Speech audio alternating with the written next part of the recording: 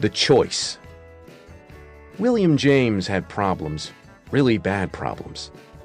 Although born into a wealthy and prominent family, from birth James suffered life-threatening health issues. An eye problem that left him temporarily blinded as a child, a terrible stomach condition that caused excessive vomiting and forced him to adopt an obscure and highly sensitive diet, trouble with his hearing, back spasms so bad that for days at a time he often couldn't sit or stand upright. Due to his health problems, James spent most of his time at home. He didn't have many friends, and he wasn't particularly good at school. Instead, he passed the days painting. That was the only thing he liked, and the only thing he felt particularly good at. Unfortunately, nobody else thought he was good at it. When he grew to adulthood, nobody bought his work. And as the years dragged on, his father, a wealthy businessman, began ridiculing him for his laziness and his lack of talent. Meanwhile, his younger brother, Henry James, went on to become a world-renowned novelist. His sister, Alice James, made a good living as a writer as well. William was the family oddball, the black sheep. In a desperate attempt to salvage the young man's future, James's father used his business connections to get him admitted into Harvard Medical School. It was his last chance, his father told him. If he screwed this up, there was no hope for him. But James never felt at home or at peace at Harvard. Medicine never appealed to him. He spent the whole time feeling like a fake and a fraud. After all, if he couldn't overcome his own problems, how could he ever hope to have the energy to help others with theirs? After touring a psychiatric facility one day, James mused in his diary that he felt he had more in common with the patients than with the doctors.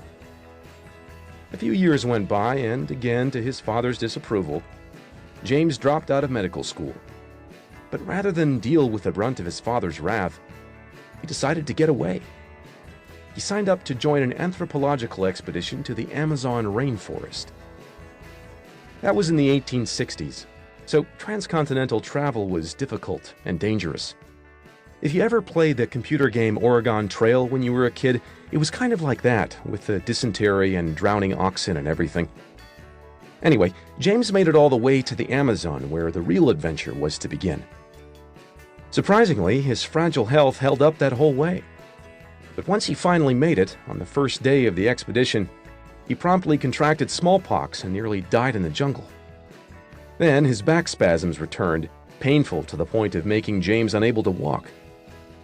By this time, he was emaciated and starved from the smallpox, immobilized by his bad back, and left alone in the middle of South America, the rest of the expedition having gone on without him, with no clear way to get home. A journey that would take months and likely kill him anyway. But somehow he eventually made it back to New England, where he was greeted by an even more disappointed father. By this time, the young man wasn't so young anymore. Nearly 30 years old, still unemployed, a failure at everything he had attempted, with a body that routinely betrayed him and wasn't likely to ever get better. Despite all the advantages and opportunities he'd been given in life, everything had fallen apart. The only constants in his life seemed to be suffering and disappointment. James fell into a deep depression and began making plans to take his own life. But one night, while reading lectures by the philosopher Charles Peirce, James decided to conduct a little experiment.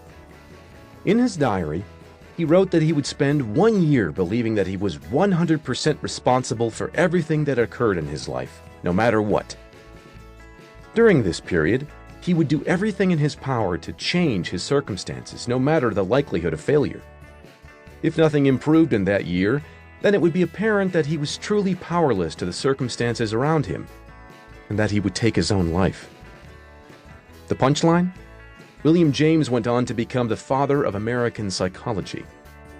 His work has been translated into a bazillion languages, and he's regarded as one of the most influential intellectuals and philosophers and psychologists of his generation. He would go on to teach at Harvard and would tour much of the United States and Europe giving lectures. He would marry and have 5 children, one of whom, Henry, would become a famous biographer and win a Pulitzer Prize. James would later refer to his little experiment as his rebirth, and would credit it with everything that he later accomplished in his life.